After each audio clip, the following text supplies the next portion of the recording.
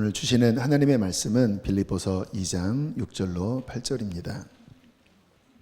빌립보서 2장 6절로 8절 우리 한 목소리로 읽겠습니다. 시작. 그는 근본 하나님의 본체시나 하나님과 동등됨을 취할 것으로 여기지 아니하시고 오히려 자기를 비워 종의 형체를 가지사 사람들과 같이 되셨고 사람의 모양으로 나타나사 자기를 낮추시고 죽기까지 복종하셨으니 곧 십자가에 죽으심이라. 아멘. 오늘 나누는 말씀은 진짜 우리 신앙생활 또는 우리 인생에 너무나 중요한 말씀인데 이 영적인 진리가 많이 가리워져 있습니다. 그래서 너무 중요한데 잘 못 봐요. 그래서 이 유익을 많이 놓칩니다. 짧은 시간이지만 여러분들이 진짜 좀 마음을 여시고 그리고 그러한가? 진짜 그러한가? 그러한 태도로 말씀을 들으신다면 아마 오늘 나누는 이 진리에 대하여 성령께서 더 마음에 비추실 것입니다. 그래서 짧은 시간이지만 귀를 쫑긋 세우시고 이 부분을 마음에 새기시기도 하고 또 생각도 하시고 그런 시간으로 말씀을 듣게 되기를 주의 이름으로 부탁을 드립니다. 우리가 하나님을 배우는 이유 중에 하나는 하나님을 본받기 위함입니다. 물론 하나님의 전능하심은 우리의 영역은 아니지만 굉장히 많은 그런 하나님의 성품은 그 목적이 내가 저 하나님의 마음을 배워야 되겠다 하는 그 목적이 담겨져 있는 거예요. 그래서 성경에 우리를 구원하신 이유는 창조하신 분을 닮게 하기 위함이다. 뿐만 아니라 지금 하나님이 누구신지에 대한 말씀을 배우면서 제가 연결시켜서 인생의 원리를 접목하고 있습니다. 당연히 창조주가 어떤 분이냐에 따라 인생의 원리가 정해지게 되어 있습니다. 사람도 이 건물을 설계하신 분의 철학이 담겨져 있는 거거든요. 저는 좋은 점도 있었고 나쁜 점도 있었지만 그래도 이 건물에 제일 마음에 드는 것은 저쪽 계단의 개방성입니다. 그분이 그러시더라고요. 개방형, 동쪽 정동향으로 그 계단을 유리로 이렇게 개방을 했다고 하는데 저희 교회랑 맞아요. 우리는 늘 교회를 개방해서 24시간 아무 때나 오는데 막혀 있었다고 하면 아마 답답했을 것입니다. 또 좀 뭔가 무서울 수도 있었을 거예요, 밤에. 근데 개방되어 있으니까 그런 부분이 그 만드신 분의 어떠한 설계 철학이 우리에게 유익을 줘요. 신앙도 마찬가지입니다. 창조주가 어떤 분이냐가 인생의 길을 제시하기도 하고 어떤 답을 주기도 하는 거예요. 자, 오늘 살펴볼 하나님, 겸손의 하나님, 겸손하신 하나님, 좀 역설적이죠. 그 높으신 하나님, 그런데 겸손의 하나님. 하나님의 아들이신 예수님이 마태복음 11장에서 이렇게 말씀을 하셨습니다. 함께 읽겠습니다. 시작. 수고하고 무거운 짐진 자들아 다 내게로 오라. 내가 너희를 쉬게 하리라. 나는 마음이 온유하고 겸손하니. 나는 온유하고 겸손하니. 온유와 겸손은 한 패키지입니다. 겸손한 마음은 온유하죠. 예수님은 하나님의 아들이시고 하나님의 형상을 100% 담고 있는 분이시기 때문에 곧 이 말씀은 하나님 아버지가 겸손하시다라는 거예요. 삼위일체니까 아무튼 오늘도 삼위일체를 다룰까 하다가 이 겸손 자체가 중요하기 때문에 이 부분은 허락하시면 다음번에 다루도록 하겠습니다. 어쨌든 예수님이 겸손하시다. 하나님 아버지가 겸손하시다고 하는 것을 보여주고 있는 것입니다. 이 겸손은 실은 우리의 구원과 직결되어 있어요. 만약에 하나님이 전능하시고 전지하시고 거룩하신 분이신데 이 겸손한 성품이 있지 않으셨다면, 이것도 어폐이긴 해요.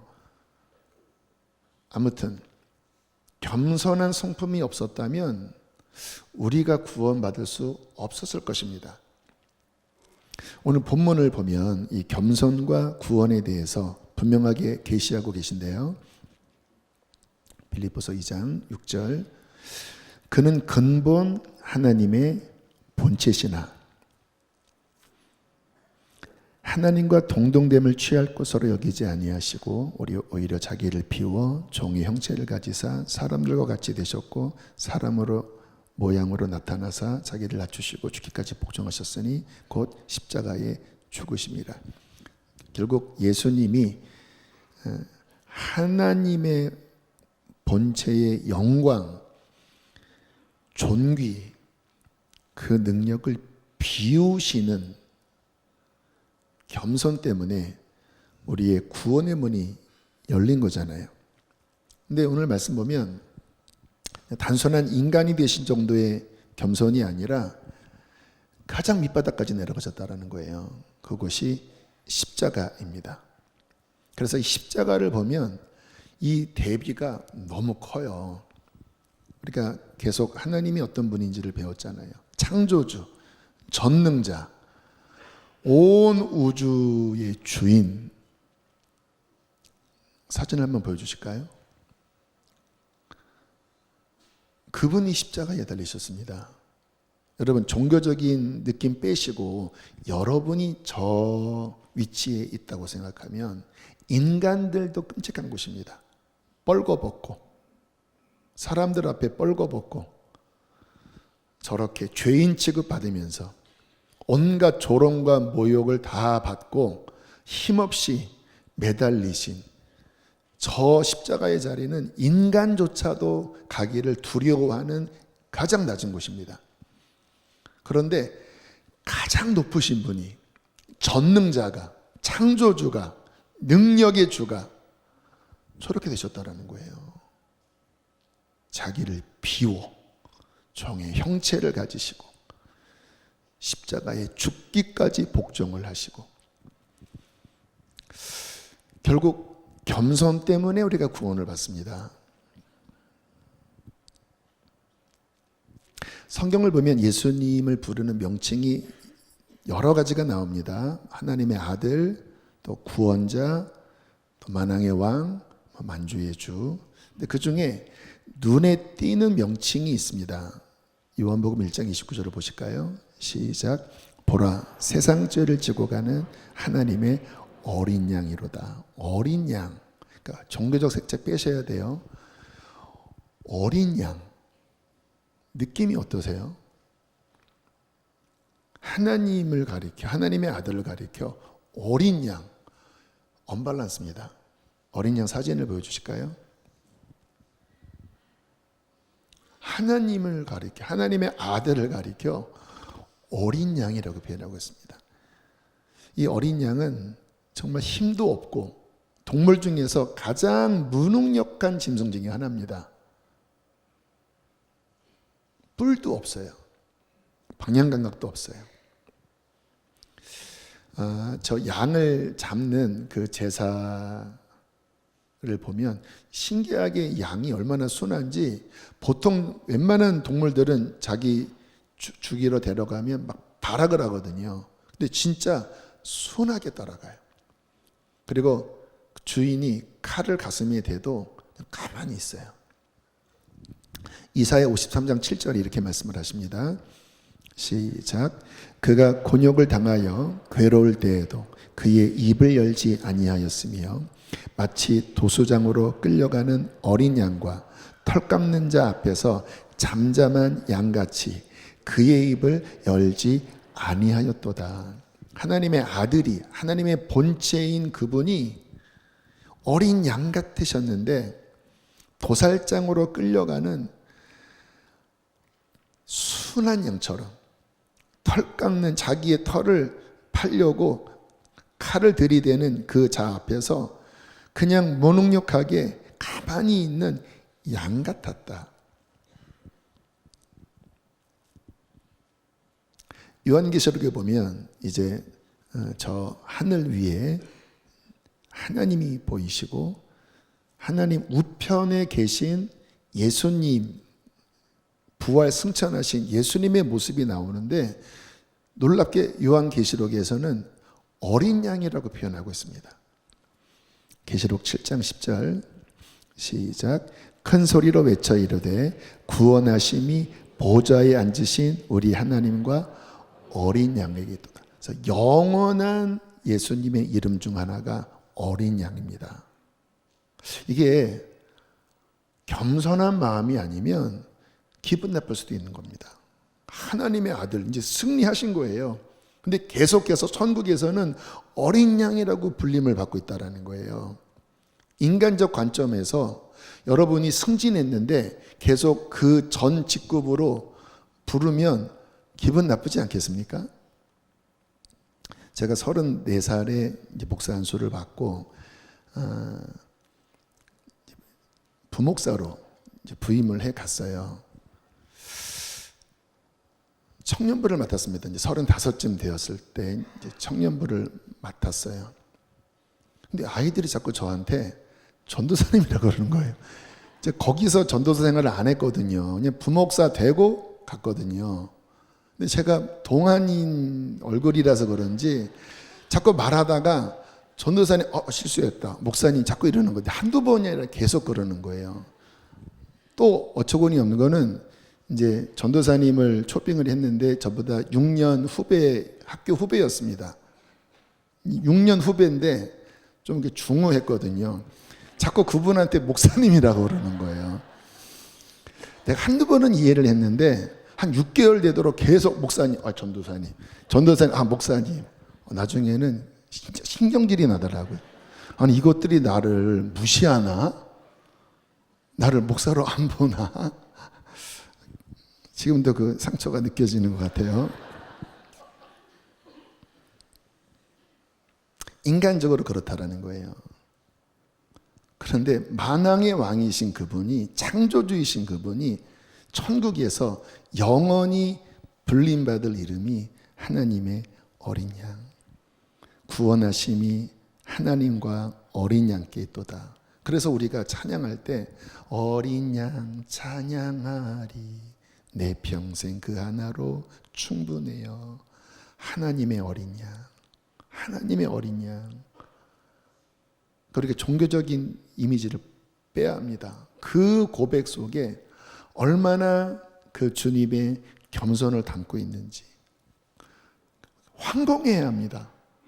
아까 그 사진에 그 힘없는 어린 양, 감히 창조주인 그분에게 어린 양이라고 내가 고백하다니.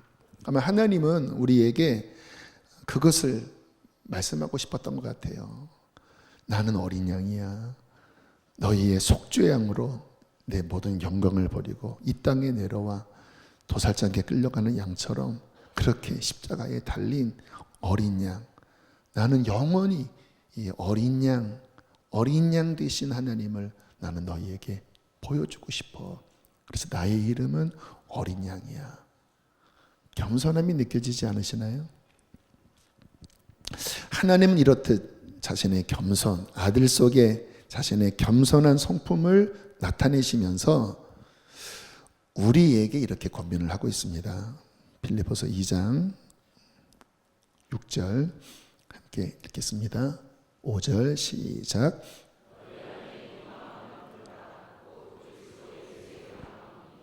네, 이 겸손의 마음을 우리에게로 향해 주고 있습니다. 아까 제가 말씀드렸죠. 하나님을 배우는 이유는 본받기 위하여. 너희 안에 이 마음을 품어야 해. 겸손의 마음이란다. 근데 어느 정도의 겸손이에요? 예수님의 겸손. 기준이 뭡니까? 예수님. 근본 하나님의 본체시나 하나님과 동등됨을 취하지 않고 자기를 비워 종의 형체를 가지사 인간들과 같이 되셨고, 거기서 끝난 것이 아니라 십자가까지 내려가셔서 가장 낮고 가장 천한 그 순종을, 그 복종을 이루신 예수님의 겸손의 마음을 마음 중심에 계속 붙잡으라, 품어라, 훈련해라, 배워라.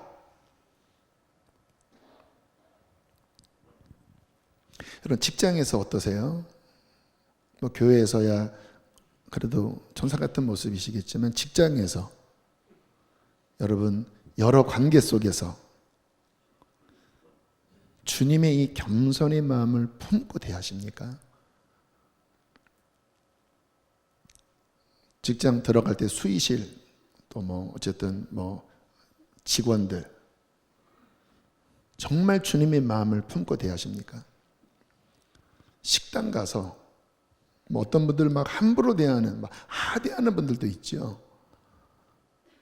진짜 주님의 마음을 품고 대하십니까? 인간관계 속에서 정말 여러분 마음의 기준이 예수님의 마음, 자기를 비우신 예수님의 겸손의 옷을 막 어거지로라도 막 품으려고 하십니까? 아니면 함부로 말하고 막 하대하고 막 육신의 막 분노를 막 쏟아내고, 진짜 주님과는 완전히 거리가 먼 교만하기 짝이 없는 그러한 태도로 혹시 사람들을 대하지 않나요? 그게 일반적인 직장 문화입니다. 일반적인 게 그렇겠죠. 근데 성경은 너희에게 이 마음을 품으라고 말씀하시. 하나님의 아들이 어떠한 겸손을 보이셨는지를 보이시면서 이게 우리 기준이라고 말씀하지 않습니까? 그러니까 교회에서만 크리스찬일 수는 없잖아요. 이것은 실은 힘든 일입니다. 특히 인간관계 속에서 힘든 일이에요. 누가 나를 무시하는데, 나한테 자꾸 전도하라고 하는데, 자꾸 막 나를 인정하지 않는 것 같은데, 이 자존심이, 이 자아가 건드려질 때, 그때 주님 비웁니다. 주님의 겸손의 마음을 품습니다. 이것은 쉬운 일이 아니에요. 아마 다 경험해 보셨을 것입니다. 하나님 앞에서도 마찬가지죠. 야고보서 4장 6절은 이렇게 말씀을 하십니다. 시작. 그러나 더욱 큰 은혜를 주시나니 그러므로 일렀으되 하나님은 교만한 자를 물리치시고 겸손한 자에게 은혜를 주신다 하였느니라. 큰 은혜를 주시는데 누구에게 주신다고요? 겸손한 자에게. 교만한 자는 어떻게 하신다고요? 물리치신다는, 절로 가. 너는 내 말 들을 자격 없어. 절로 가. 아니, 스스로 밀려납니다. 교만하면요, 말씀이 안 들리는 거 아세요? 이게 어떤 원리냐면, 입이 교만해지면 음식이 맛이 없어집니다. 근데 혓바닥이 겸손해지면 라면도 맛있어져요. 비유를 든 건데 적절한 비유예요. 마음이 높아질수록 안 들리는 게 많습니다. 그리고 판단을 하기 시작합니다. 여러분, 초신자 처음 은혜 받을 때는요, 마음이 겸손해요. 왜냐하면 나는 잘 모릅니다. 그리고 그 하나님의 은혜에 그냥 감사하고, 그러니까 마음이 낮아져 있거든요. 그래서 초신자 처음 은혜 받은 분들이 은혜를 잘 받아요. 근데 참 이게 웬일입니까? 교회를 오래 다니면 다닐수록, 아는 게 많아지면 많아질수록, 직분이 올라가면 올라갈수록 안 들려요. 왜일까요? 한번 그 처음 내가 주님 만났을 때의 그 마음의 태도를 보시면 원인을 압니다. 마음이 올라가 있는 거예요. 목사님, 너무 그렇게 몰아가지 마십시오. 근데 이게 기준이 분명해야 합니다. 너희 안에 이 마음을 품으라고 했을 때 그 겸손의 기준은 예수님의 겸손입니다. 근데 거기에 빗대면 다 교만한 거죠. 차이가 있을 뿐이지. 그러므로 큰 은혜를 주시나니 교만한 자는 하나님이 물리치시지만 겸손한 마음을 가질 때 하나님은 큰 은혜를 주신다. 그래서 하나님 앞에 은혜를 받는 자리는 어떤 특별한 장소, 특별한 말씀이라기보다는 내 마음이 어떠냐에 딸려 있습니다. 정말 주님 앞에 내가 엎드리고 내가 어떠한 자임을 깊이 인식하면서 마음이 진짜 낮아질 때 성경 한 장을 볼지라도 하나님은 말씀해 주실 것입니다. 내 마음이 낮아질 때 찬송가 한 절을 부를지라도 눈물이 날 것입니다. 너무 중요해요. 왜 은혜가 안 될까? 왜 내가 영적으로 퍽퍽해질까? 많은 이유 중에 이 마음을 보셔야 합니다.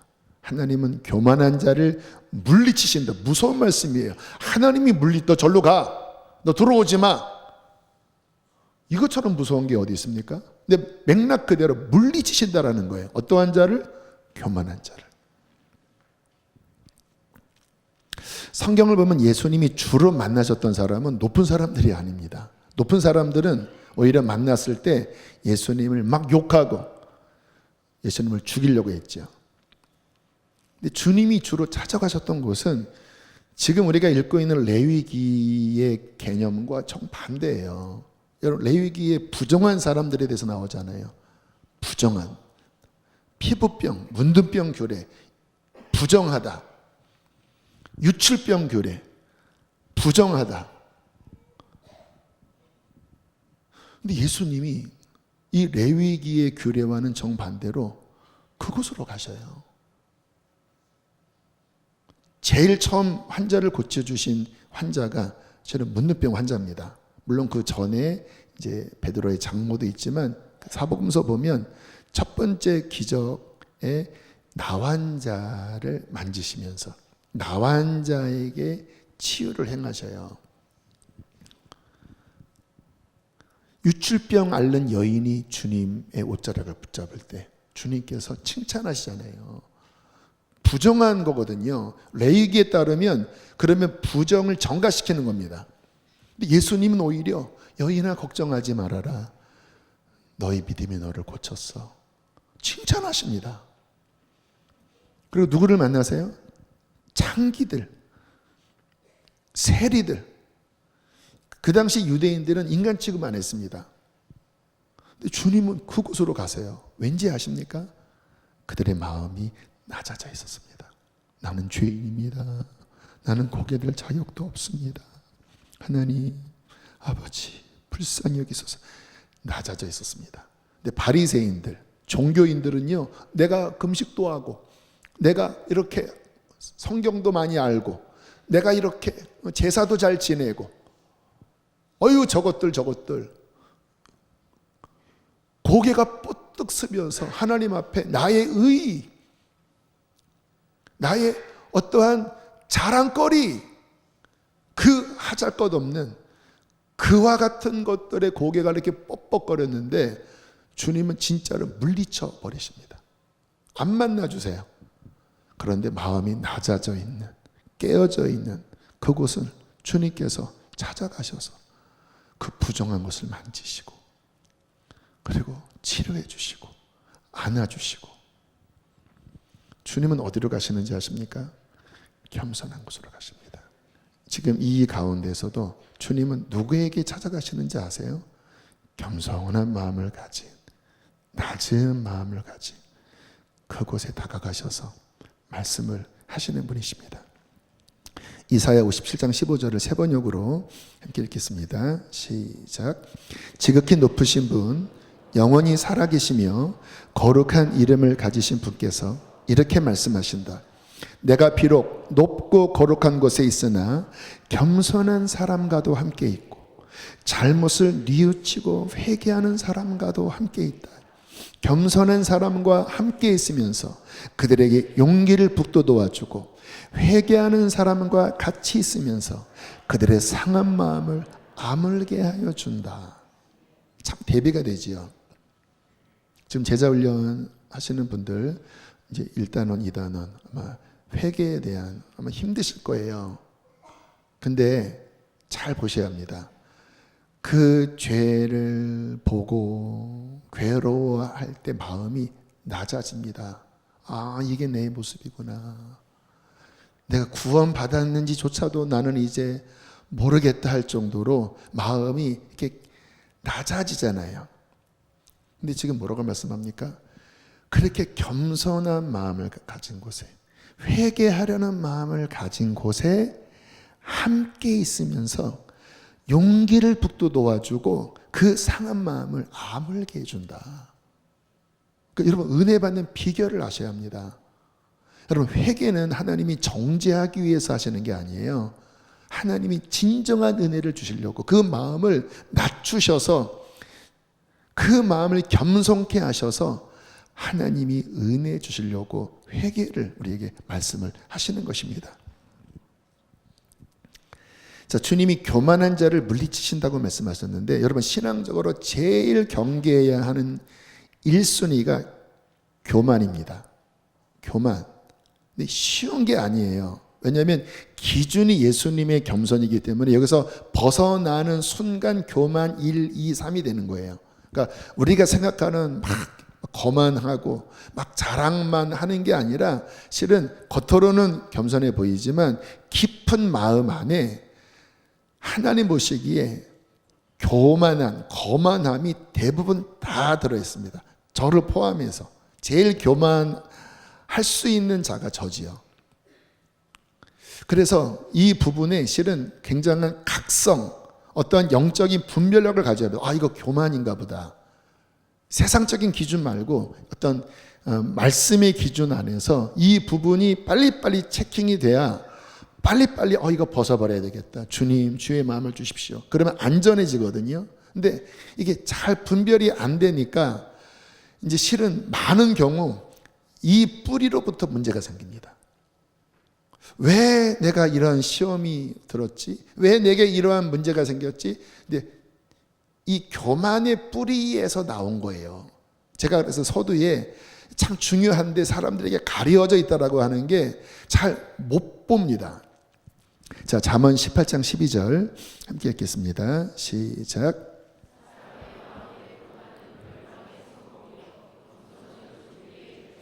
교만이 뭐예요? 선봉이라고요? 멸망, 넘어짐의 앞잡이, 멸망의 선봉. 겸손은 무슨 길잡이라고요? 존귀의 길잡이다. 잠언 22장 4절 함께 읽겠습니다. 시작.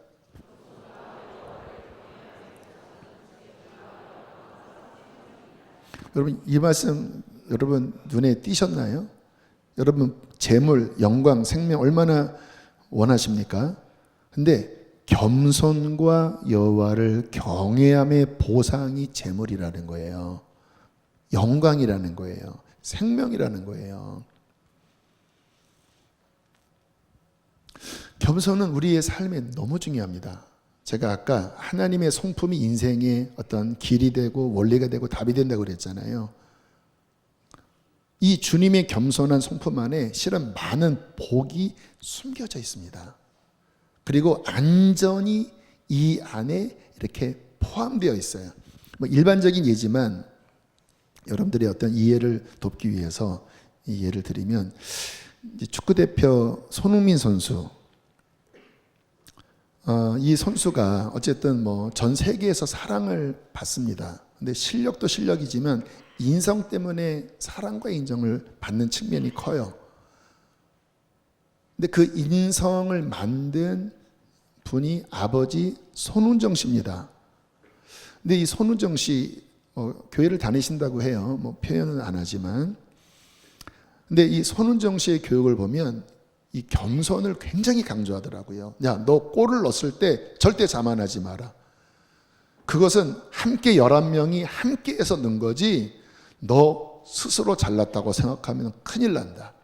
그러면서 일화를 이야기를 하는데 이제 유럽에서 아마 독일에서 첫 골을 넣었나 너무 두려웠대요. 그리고 인터넷 기사를 안 봤대요.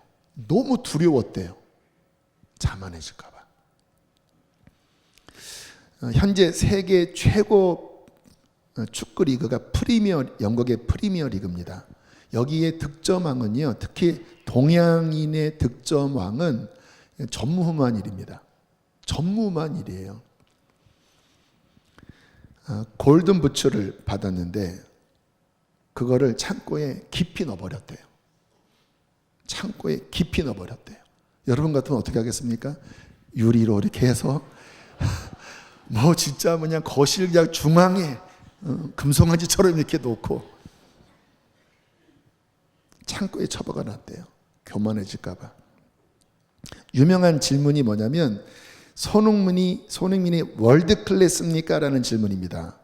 근데 아버지가 진짜 표정 여러분 아시니까 절대 아니에요.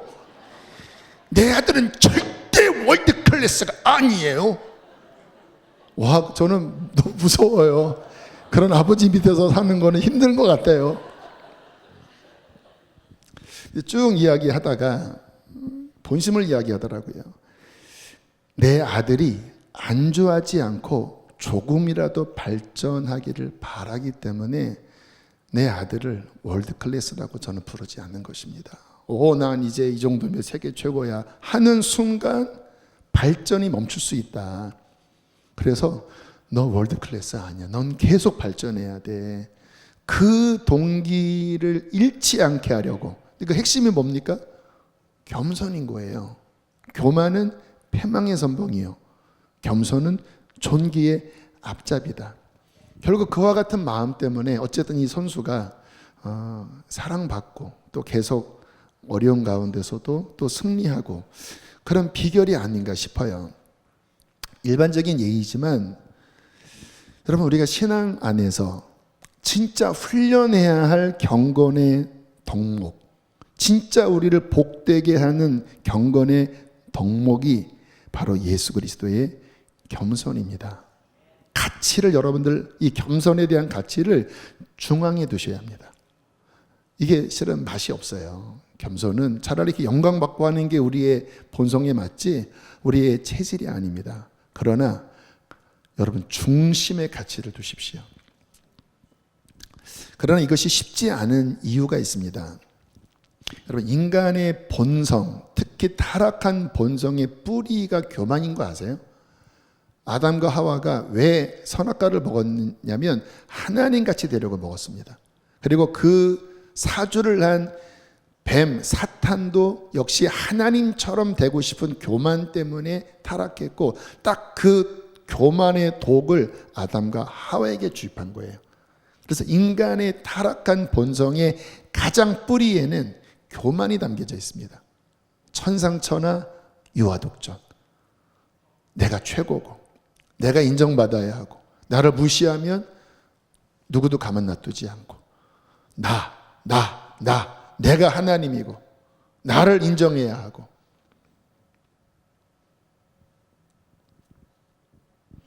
그래서요 뭐가 조금 잘 되면 이 뿌리에서 교만이 머리를 쳐듭니다. 여러분 이 밭에 아무것도 안 해도 조금만 비가 오면 잡초가 자랍니다.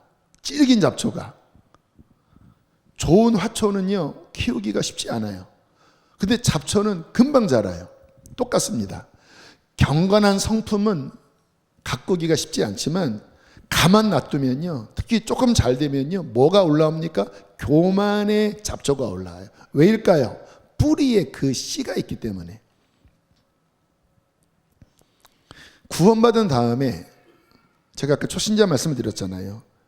죄인된 우리가 하나님의 은혜로 용서함 받고 그리고 주님을 막 사모하는 마음을 가지면 주님이 막 은사를 그렇게 많이 주십니다. 은혜를 많이 주세요. 왜인지 아세요? 하나님은 은혜가 풍성하신 아버지이십니다. 그래서 주고 싶어 하시는 것 같아요. 그 사랑 때문에. 진짜 부족함에도 불구하고 조금 하나님 앞에 열심히 기도하면요, 이런 은사도 주시고 저런 은사도 주시고 이러한 복도 주시고 저런 복도 주세요. 그게 하나님의 성품이에요. 그런데요, 이게 선물이잖아요. 잘나서 받은 게 아니잖아요. 그런데 그 죄인된 우리가 용서받고 하나님의 구원받아서 진짜 부족하기 짝이 없는데 주님이 요만한 거를 그냥 기뻐하시면서 막 은사와 은혜를 쏟아 부어 주셨는데, 조금 그런 거 받으면요, 금방 영적으로 교만해져 버립니다. 고린도가 음란한 도시였거든요. 그 음란한 도시의 시민 중에 가장 낮은 계층의 사람들이 교회에 왔습니다. 그러니까 질이 썩 좋은 사람들은 아니었어요. 하나님의 긍휼과 은혜 때문에 그들을 받으셨고 그들을 성도로 삼아주셨고 특별히 성령의 은사를 주셨습니다. 성령의 여러 은사를.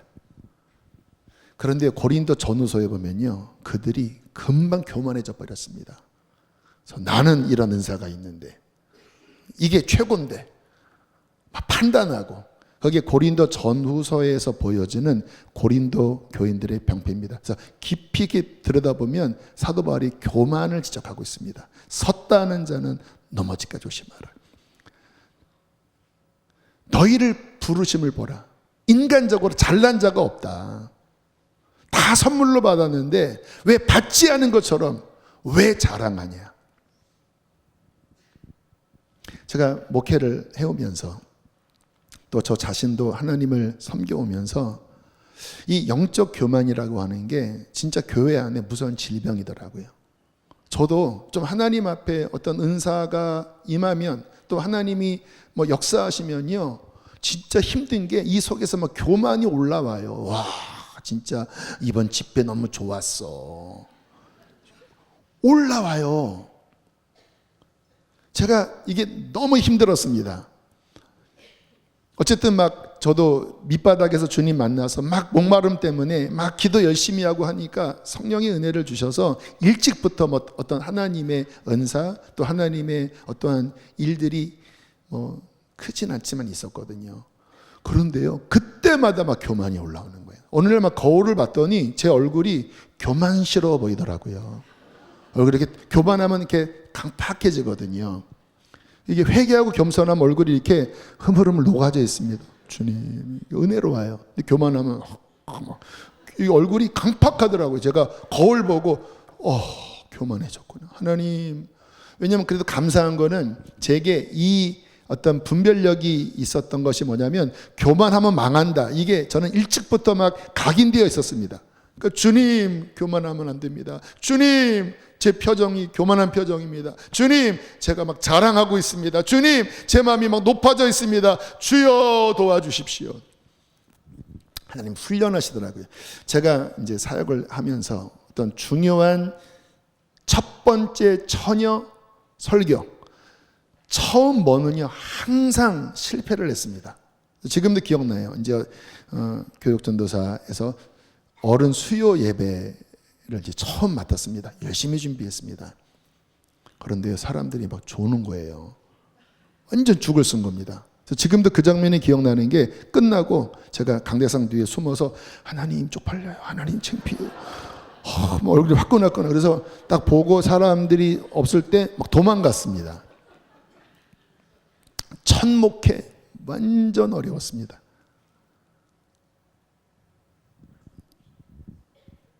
그리고 그 다음번에는 하나님 이제 풀어주세요. 뭐를 가르치시는 것일까요? 네가 하는 거 아니야. 내 은혜로 하는 거야. 너 겸손해야 돼. 그런데도요, 조금 잘 되면요, 왜 뿌리가 교만이니까 또 뭐가 이렇게 올라오고 또 막 이 안에서 막 자랑하고 싶은 마음이 올라오고.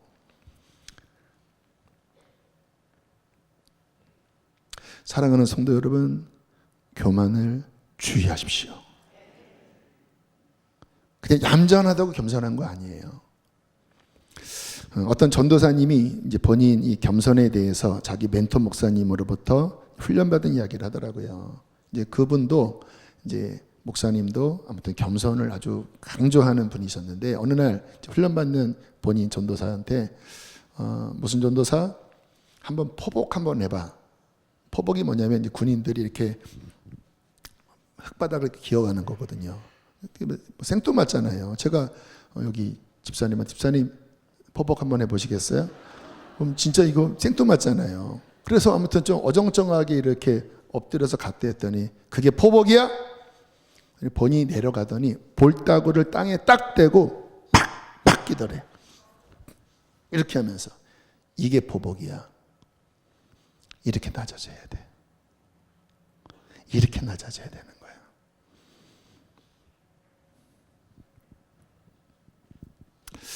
쉽지 않습니다. 저도 쉽지 않아요.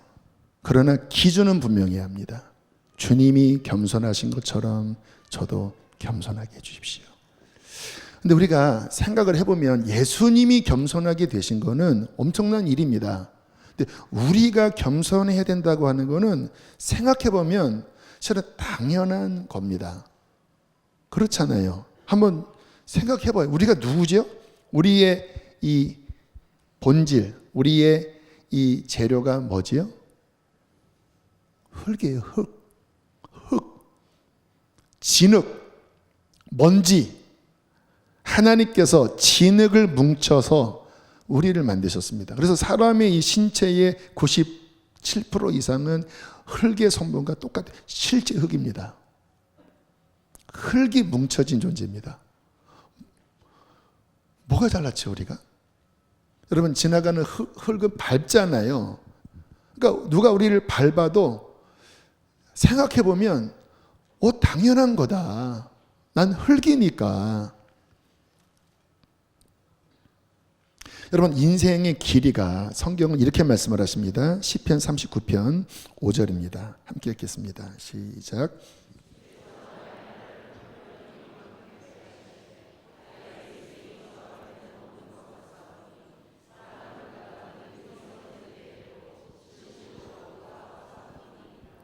자, 손을 이렇게 보세요. 이렇게 한 뼘. 여러분 앞에 있는 그 보면 이렇게 한 뼘 재보세요. 여기 우리 인생의 길입니다. 그래서 뭐라고 말씀하냐면 나의 일생이 주 앞에는 없는 것 같사오니 그 사람이 든든히 좀 잘났어요. 좀 뭔가 성공했어요. 진실로 허사뿐입니다. 이 허사는 한 호흡이에요. 보이십니까? 이 한숨의 이 수증기가 안 보이시죠? 인생이 든든히 설 때도 한숨인 거예요. 한 호흡인 거예요. 그리고 한 뼘인 거예요. 거기에 흙으로 지음받은. 그러니까 예수님은 어마어마한 분이신데 겸손하게 된 거고 우리는 정직하게 말하면 겸손이 아니라 뭘까요? 주제 파악하는 겁니다. 우리는 겸손이 아니에요. 그냥 우리 자신을 알면 그냥 그러면 되는 거예요. 나는 흙입니다. 근데 그냥 흙입니까? 오물덩어리입니다. 우리는 흙은 죄가 없어요. 근데 우리는 죄덩어리입니다. 죄덩어리들이에요. 부패한 오물덩어리예요. 거기에 한 뼘을 사는 거예요. 인생에 든든히 선 것도 한 호흡일 뿐이에요. 근데 하나님이 우리를 사랑하셔서 우리에게 하늘의 영을 부으시고 그 아들을 보내서 우리를 용서하시고 하나님의 자녀 삼아주시고 그리고 성령의 은사를 입혀주시고 하나님의 자녀라 우리를 일컬음을 받았다고 하면 우리는 뭐 해야 돼요? 감사합니다. 하나님 감사합니다. 뭐 고개 쳐들 게 뭐가 있다고? 고개 쳐들 게 뭐가 있다고? 주님 감사합니다. 뭐 좀 잘나도 하나님 다 주님의 것이고 하나님 이거는 찰나일 뿐입니다. 한 호흡일 뿐입니다. 오직 내게 유일한 자랑은 오직 예수님이십니다. 오직 내게 유일한 자랑은 나를 사랑하시는 하나님 아버지입니다. 하나님께 영광 돌립니다. 좀 밟으면 하나님 맞습니다. 주님 나는 흙이기 때문에 밟혀도 괜찮습니다. 하나님의 아들이 저렇게 낮아지셨는데 하나님께서는 우리에게 겸손을 가르치시기 위하여 낮아지는 시간을 주신다고 말씀을 하십니다. 신명기 8장 2절과 16절입니다. 함께 읽겠습니다. 시작.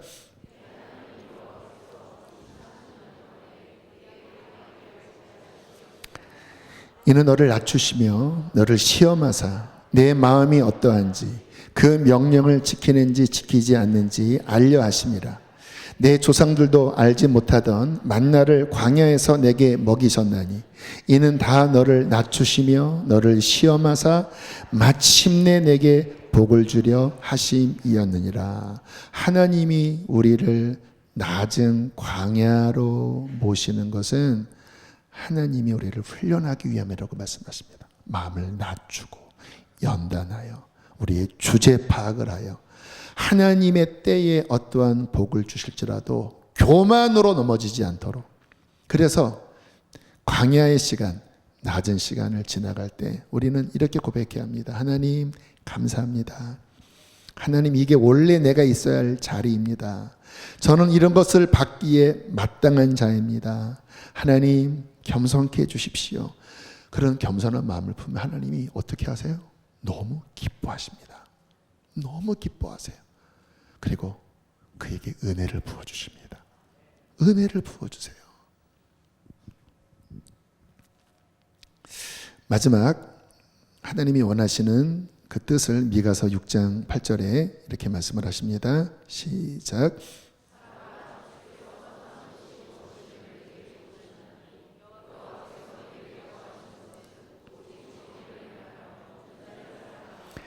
겸손하게 내 하나님과 함께하는 것이 아니냐. 아멘. 우리의 삶의 목표를 이거로 붙잡게 되기 바랍니다. 주님이 내게 원하시는 건 성공이 아니고 겸손히 하나님의 말씀 지켜나가고, 여기서 인자는 예수님을 의미하는 게 아니라 헤세드, 하나님의 사랑, 자비입니다. 그 하나님의 성품을 사랑하고, 그리고 겸손하게 엎드려 주님 졸졸졸 따라가는 예수님, 어린 양이신 예수님, 저 주님 따라갑니다. 고개를 푹 숙이고 엎드려서 주님 따라가는 것, 이게 내가 너한테 원하는 거다. 아멘이십니까? 아멘이십니까? 이 마음을 본받고 살아가면 안전할 것입니다. 안전할 거예요. 그리고 늘 은혜가 있을 것입니다. 그리고 하나님이 때가 되면 높이실 것입니다. 때가 되면 높이실 거예요. 우리 함께 시간 찬양하시겠습니다.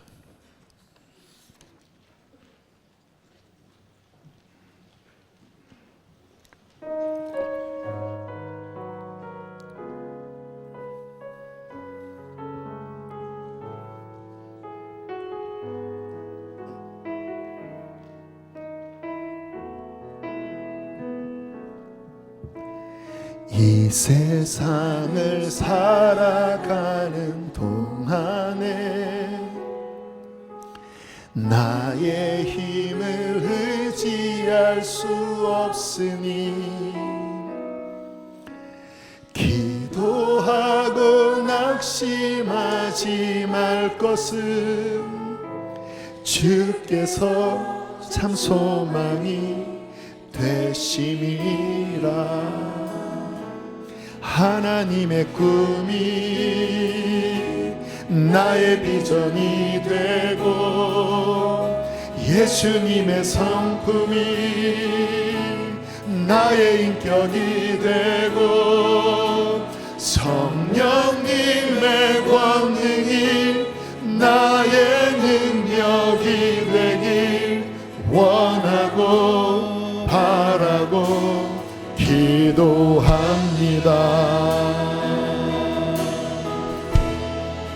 주의 길을 걸어가는 동안에 주의 길을 걸어가는 주님의 겸손을 본받기를 원합니다. 세상의 것 의지할 수 없으니 감사하고 낙심하지 말 것은 주께서 참 기쁨이 되심이. 하나님의 꿈이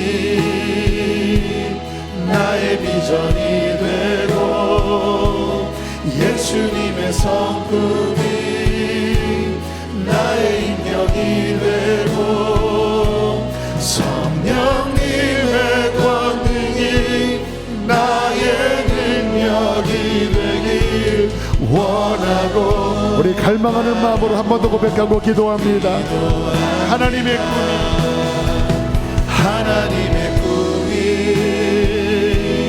나의 비전이 되고 예수님의 성품이 나의 인격이 되고 성령님의 권능이 나의 능력이 되길 원하고 바라고.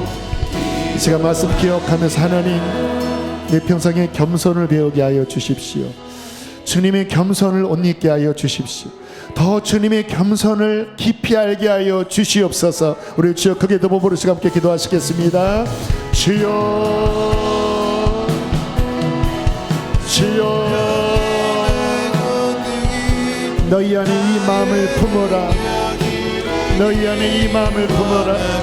여러분 직장에서, 여러분 모든 관계 속에서 다시 한번 이 마음을 여러분 안에 투영시키십시오. 주님의 이 겸손, 나의 어떠한 실체, 나의 주제파, 하나님, 내 마음이 높아지지 않았습니까? 내 마음의 교만이 고개를 저들지 않았습니까? 주님은 교만한 자를 물리치신다고 하셨습니다. 아버지, 겸손하게 해주십시오. 내가 진흙덩어리임을 알게 해주시고, 주님, 내가 죄인임을 알게 하여 주시고, 하나님 아버지 주 앞에 엎드리게 하여 주십시오. 주님, 내 마음이 겸손한 자리 있게 하여 주십시오. 겸손한 자리 있게 하여 주십시오. 주여 주여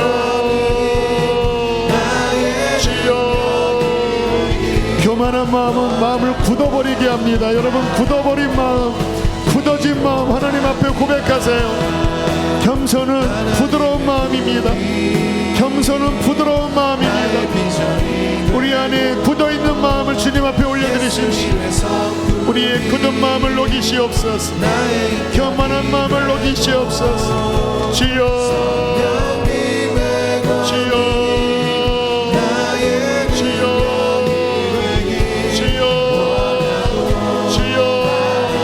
우리 후렴 고백할 분들은 마지막으로 고백합니다. 하나님의 꿈이 나의 비전이 되고 예수님의 성품이 나의 인격이 되고 성령님의 권능이 나의 능력이 되길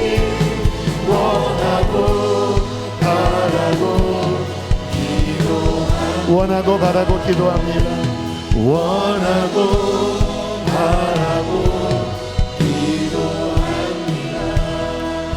하나님, 우리 안에 주님의 겸손을 계시하여 주십시오. 주님의 겸손의 영을 우리 안에 깊이 부어 주십시오. 주님, 우리 안에 삐죽삐죽 튀어나온 딱딱하게 굳은 그 교만한 것들을 하나님 깨트리시는 주님, 광야 속에서 깨트리시고 연단 속에서 깨트리시고 하나님, 우리 마음이 겸손케 되고 부드러워져서 오직 주님과 동행하는 주님의 자녀들 되게 해 주시옵소서. 아버지, 이제 또 세상으로 나갑니다. 직장에서 내가 만나는 모든 사람 속에서 주님 겸손의 향기를 뿜게 하여 주십시오. 주여, 우리를 보고 사람들이 예수 그리스도의 겸손을 보게 하여 주십시오. 인위적인 겸손이 아닌 우리 안에 계신 그 예수 그리스도의 겸손, 그 생명으로 진짜 겸손이 흘러가게 하여 주시옵소서. 귀한 예물 봉헌합니다. 사랑하는 성도들을 축복합니다. 몸이 아픈 이들 건강하게 하여 주시고 주님, 우리 주님의 치유의 손길로 회복하여 주시옵소서. 이제는 우리를 죄에서 건지신 예수 그리스도 구원의 은혜와 아들을 주신 하나님의 크신 사랑과 우리 안에 겸손의 영으로 오신 보혜사 성령님의 교통하심이 오늘 이 말씀을 마음에 새기고 붙잡은 모든 성도들 안에 함께 하시기를 축원하옵나이다. 아멘.